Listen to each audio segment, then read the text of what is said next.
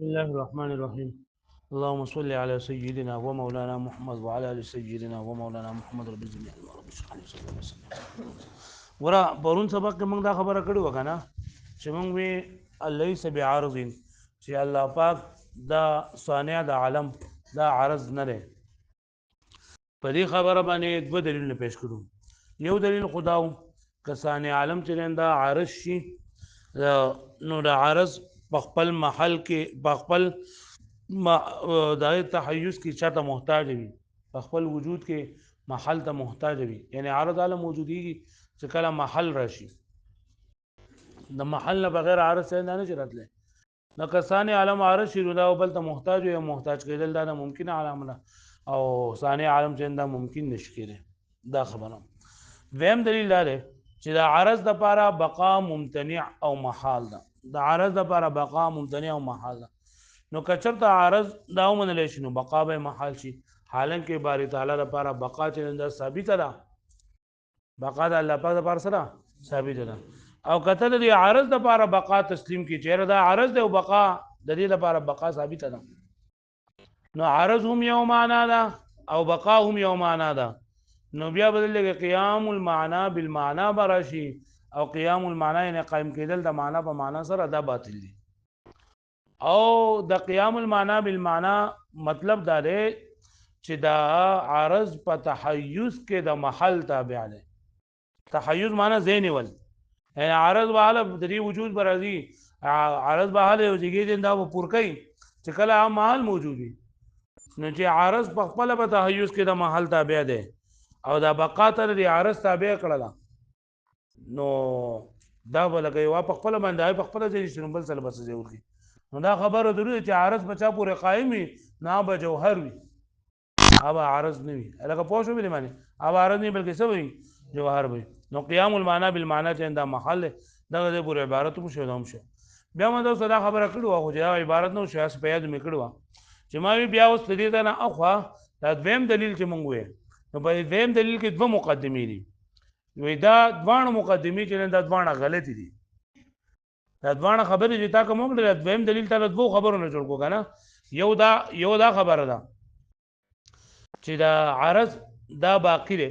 تاسو ویل کچته عارض باقی وي نو بقا دا او بقا ته د عارض دا هم لکه دا خبر وکړه چې عارض دا که باقی پاتې شي نو عارض هم یو معنا ده او دغه تنن دا هم سره بقا تنن دا هم سره معنا ده. او قیام العارض بالعارض دا محل ده نو دا مقدمه په هغه ځای کې ده کنه چې کله دا دوه جدا جدا سيزونه او دلته دوه یو سيز ده نو له دلته دوه یو سيز څنګه ده دلته دوه یو سيز څنګه ده کنه چې کله یو سيز د آدم نو وجود تراشي نو په دغه په کم وخت کې چې دا وجود تراغه نو په دغه ټیم کې ته وجود او حدوث وي. خو چې کله د دې بیا لګورځ وشي او لګوګ وشي نو بیا دې ته وجود نه وي بلکې بیا دا غینو مزید ته برقرار او مستمر ورته ویل کی. برقرار اوس ورته وي مستمر ورته وي لکه پوه شو به معنی ها برقرار اوس ورته وي مستمر ورته وي. او دا کوم متکلمین چې دا قول کړی دی چې عقلاو چې او چیرې دا قول صحیح دی وجود ولم يبقى نو دلته کې وایي کدا بقا چې ده کنه بقا وجود د یو شی ومنل شي وجود فلم يبقى وجود فلم يبقى معنا دا ده چې موجود شوی دی خو باقی نه پاتې شوی نو کدا بقا وجود یو شی ومنل شي بقا وجود یو شی ومنل شي نو بیا به مطلب دا چې وجود فلم یوجد نو په یو جمله کې با اثبات او نفي بدوانه راشي اثبات او نفي اجتماع ته نه شرط لري په منځ کې تناقض ده سره بګه تناقض ده. نو موای د وجودا فلم يبقى معنا دا چې لم يبقى په معنا د مستمر او د وجود ده معنا د څه ده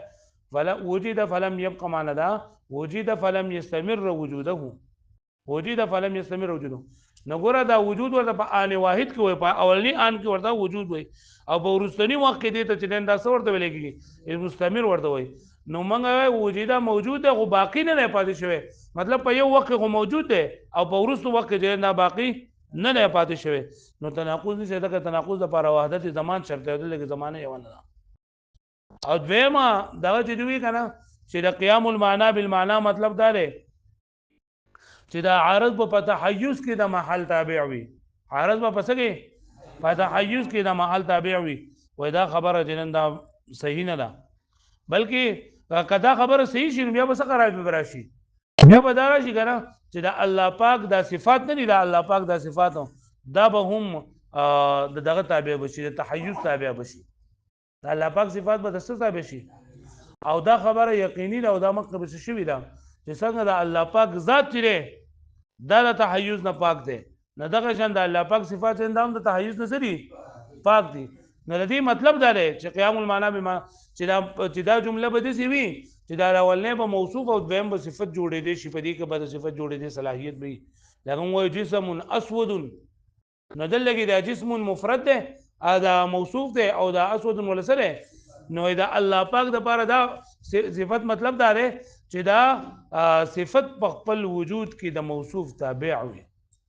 هغه الله القادر الله العليم الا سری د سری هغه پوه شو دې باندې ها دې ته وګوره بیا چې مخکې دا خبره پوره شي را پوره بیا مخکې وي وهذا مبني ودا خبره چې دا مبني ده ودا دلیل چې کوم دویم دلیل چې وشو کنه چې دویم دلیل کې څو خبرې وي چې دوه خبرې یو دا چې عارض باقی دی چې عارض نو بقا د عارض په هغه ذات پورې قائم کېدل شي نو قیام المعنى بالمعنى برشو قیام المعنى بالمعنى چې دا محل او دویمه خبره دا کړو چې دا عارض په خپل تحیز کې د محل تابع دی نو دا ځوانه خبره چې دا باطلی وهذا مبني ودا خبره مبني على ان بقاء الشيء چې دا بقا د شي معنا زائد على وجوده دا معنا زائد په وجود خپل باندې وان القيام معناه او قيام معنى لري دا ده التبعيه في التحيز وهي ځوانه غلط دي هغه پوه شو دې باندې والحق حق دا ان البقاء استمرار الوجود وعدم زواله چې بقا څه ته ویل کېږي استمرار الوجود تا او عدم زوال تا چې دا شی باقی دی او زوال پرې باندې نه راغلی وحقيقه الوجود او حقیقت د وجود من حيث النسبه الى زمان الثاني په حیثیت د نسبت سره د کله چې دویم زمان ته نسبت شي ومعنى قولنا دا جواب دی دا سوال مقدرنا چې وقلا فصيحت د قول باندې متفق دي او وجد ولم يبقى باندې لري پس چې هغه چې دا قول سره صحیح دی نو چې دا قول ته صحیح وګڼي نه لګي دا بقا او وجود ته یو شی وګڼي بیا معنی لري شي وجود فلم یوجد نو دا خو نسی صحیح کړي ولې نسی صحیح کړي ځکه چې په یو وخت کې اثبات او نفي دواړه ثابتېږي اثبات او نفي صحیح دواړه او اثبات او نفي اجتماع ته دا خو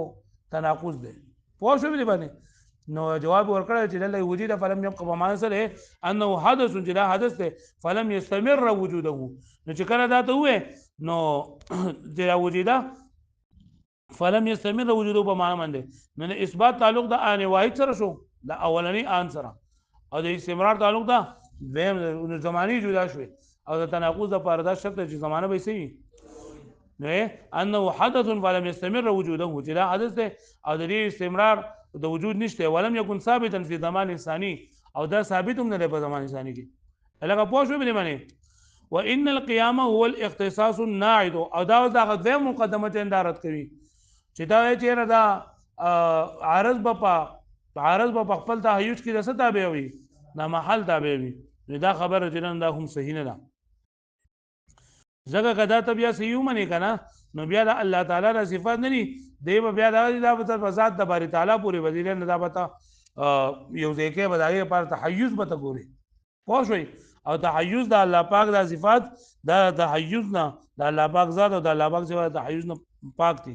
نو دې مطلب دا دی چې د قیام معنی اختصاص داس دلته څنګه لکه اولنې موضوع او دویم صفت جوړول شي دي او ان القيام او قیام یعنی دی چې قیام د معنی په معنی پورې دې مطلب دا دی هو الاختصاص الناعد هاي اختصاص دا موصوف او صفت ته کما فی اوصاف باری تعالی لکه څنګه چې اوصاف د باری تعالی دي فانها قائمه بذات الله تعالی چې دا قائم دي په ذات د الله پورې ولا تتحيز بطريق التبعيه او په طریقې د تبعیت سره دا متحیز نه دي ولي لتنزيه تعالى عن التحيز دغه چې الله پاک د تحیز نه سره پاک دی اوس د دې نه خو وین انتفاع الاجسام د دې نه د بعض اشاعره او مذهب فرض کوي بعض اشاعره داغي مسلک داره چې بقا د عرض سره دا ممتنع ده بقا د عرض سره بقا د عرض ممتنع ده، مطلب دا دی چې یو عرض هغه باقی نشي پایږي. مخکې موږ دا خبره وکړه کنه چې بقا د عرض ممتنع او محال ده. دویم دلیل چې موږ شروع کوو لومړنۍ خبره موږ دا وکړله کنه چې بقا د عرض سره ممتنع او محال ده او د الله پاک لپاره بقا ضروري ده. دا موږ وکړه کنه.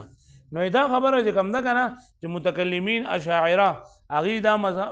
مذهب دی چې لکه د بقا د عرض دا ممتنع ده. دوی چې اعراض موجودیږي په تجدد د امثالو سره په هر آن کې دا اعراض ختمیږي، د دې په ځای باندې نور اعراض راځي، دا ختمیږي د دې په ځای باندې څه کېږي نو دې ته تجدد د امثالو حاصل دی. پوه شو دې معنی؟ یعنی په یو وخت کې دا عرض ختم شي د دې په ځای باندې بل راشي، هغه ختم شي د دې په ځای باندې بل راشي، خو چونکې هېڅ د هغې ادراک نشي کولی نو چې دا داسې بقا باقي دی. لکه ګوره ډیوه لګېدل ده، ډیوه لګېدل ده او په ډیوه کې درې څیزونه یو خو هغه مومي، یو پای کې چې نه دا لکه دغې تیلي پکې او یو پکې هغه تار غونډه کې تار که نه هغې تار ته چې ته کله اور ورسته کې نو هغه اور چې نه دا اخلي نو اوس دا اور یو پیره چې کله دې ته دا تیل لاړ شي دا اور هغه رڼا چې دا موږ ته ښکاره شي نو هغه اور او رڼا ختمه شي بیا چې نور تیل لاړ شي بیا نور خو دا به مسلسل ځي که نه نو دا رڼا او دا اور چې کوم موږ ته دا شکل حاصلېږي نو دا نوي کېږي بار بار نوي کېږي. تجدد د امثالو پکې راځي. امثال یعنی د دې مثل چې په دې کې نویواله راځي دې له بقا نشته دی بلکې بار بار چې نن دا کېږي لکه څنګه چې اجسام چې دی که نه څنګه د اجسامو بقا چې نن دا تجدد د امثالو د وجې نه ده دغه شان دی چې د اعراضو هم ده. پوه شو په دې باندې؟ دی چې دغه د ډیوې له رڼا چې کوم ده که نه په هغې کې دغه تار چې کوم په ظاهره کې معلومیږي نو موږ ته دا ښکاري چې دا تار دا اور او دا رڼا دواړه یو دي، حالا دا اور او دا رڼا دواړه جدا جدا دي خو هم مسلسل دي چې موږ ته دا هېڅ د هغې ادراک نشي کولی. پوه شو په دې باندې؟ او دې ته چې دا رڼا حاصلېږي او دا رڼا چې دې ته حاصلېږي او دا اور چې دا کوي نو دا د دې دغه د وجې نه کوي د څه د تیلو د وجې نه کوي چې تیل پکې نه وي نو نوره خو ډیوه شته دی خو تیل پکې نشته دی نو اور موږ ته ښکاري او رڼا موږ ته ښکاري دا چې ښکاري موږ ته د څه د وجې نه ښکاري. پوه شو په دې باندې؟ نو څنګه چې دغه چې دي که نه اجسام هغه د هغې هغه په تجدد د امثالو سره موجودېږي دغه شانتې اعراض چې دا هم په تجدد د امثالو سره چې دا څه کېږي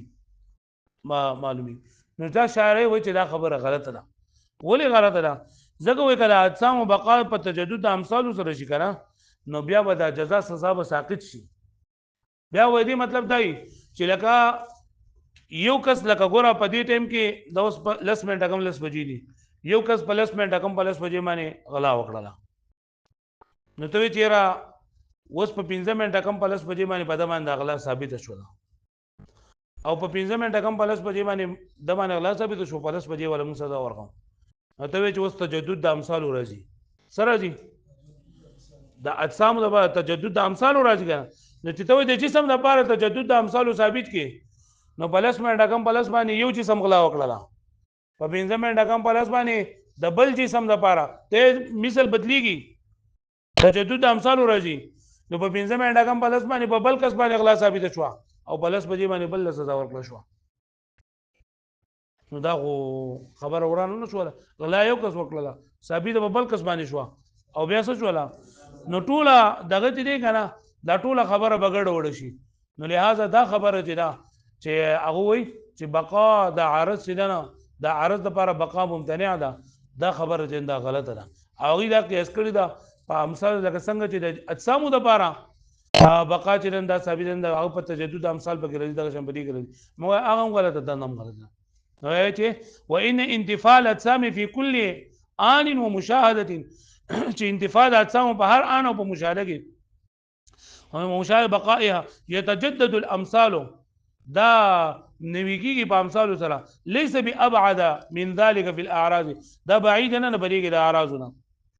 نعم تمسكهم د دې ځای نه د فلاسفهو د یو خبر رد کوي. فلاسفه وایي که نه چې تاسو مخکې دا خبره وکړله که نه چې قیام العرض بالعرض دا محال دی قیام العرض بالعرض سره وایي دا خبره غلطه ده قیام العرض بالعرض محال دی دا خبره غلطه ده او چې قیام العرض بالمحل دی قیام العرض بالعرض دا محال نه دی او دلیل ځان لپاره دا وایي چې ګوره لکه یو سړی دی او د حرکت کوي یو سړی دی څه کوي حرکت کوي نو دا حرکت یو عرض دی که نه حرکت څه دی او دغه عرض چې دی نو دا یو کس حرکت کوي او حرکت زر زر کوي حرکت څه کوي او بل کس حرکت کوي او هغه څه کوي په قلاره قلاره کوي نو ګوره دا حرکت دا هم یو عرض دی او دا تیزوالی او روکېدل دا هم څه دی او داسې خو دا خو هر څوک مني که نه چې بعض کس زر زر ځي او بعض کس څه کوي رو ځي که نه نو ته وایې چې قیام د عرض په عرض سره محال دی دلته کې دا حرکت هم عرض دی او دا روکېدل او تیز کېدل هم څه دي عرض دی نو دلته کې عرض په عرض پورې قایم نه شو لکه پوه شوې په دې باندې نو دا فلاسفه دا خبره کوي چې ته وایې چې عرض په عرض پورې محال دی دا خبره غلطه ده ځکه چې حرکت دا هم یو عرض دی او په دې کې دا تیزوالی رووالی دا هم څه دی یو عرض دی نو دا حرکت په تیزوالی او په روکېدو سره متصف کېږي که نه یو سړی تیز وي او بل چې دا ورو وځي نو دلته کې قیام د عرض په عرض سره راغی لکه پوه شوې په دې باندې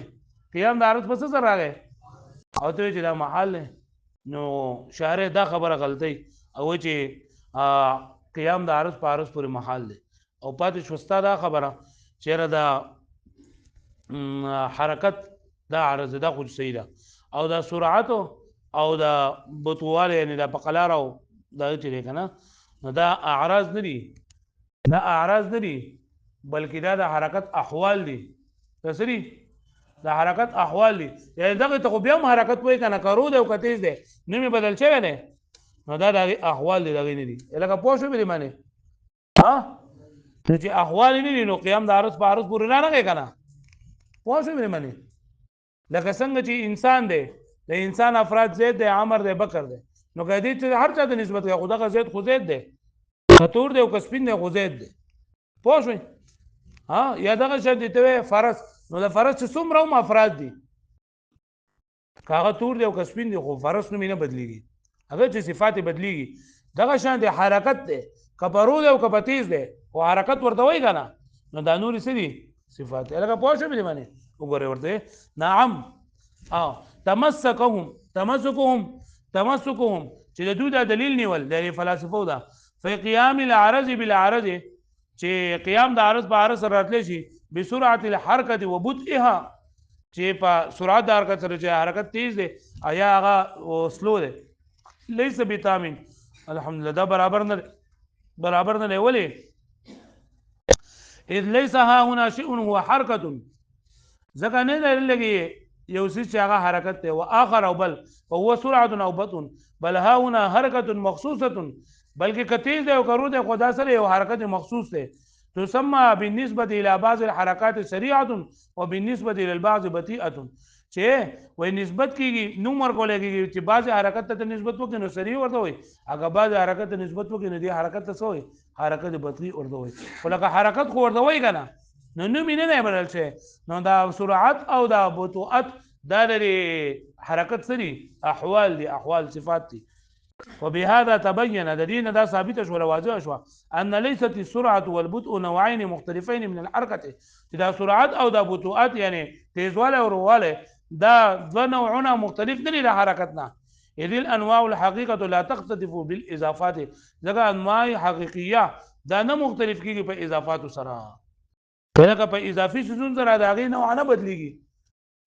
لکه انسان دی نو کده تور دی جو انسان دی او که سپین دی هم انسان دی که زید دی هم انسان دی که عمر دی هم انسان دی اضافت بدلیږي را بدلیږي چې دا تور انسان دی دا سپین انسان دی دا ښه انسان دی دا ناکار انسان دی خو انسان هغه نوع چې دا نه بدلیږي نو دغه شان دی حرکت یو حرکت دی که دا سرعت پکې راځي او که بطوعت پکې راځي نو فلاسفو چې دا خبره کړې ده چې حرکت دا عرض دی او سرعت او بطوعت دا بل عرض دی او عرض په عرض پورې قائم شوی دی نو دا خبره غلطه ده او ته چې وایې چې یاره په دلیل کې دا سرعت او بطوعت دا د عرض پېښ کړه موږ دا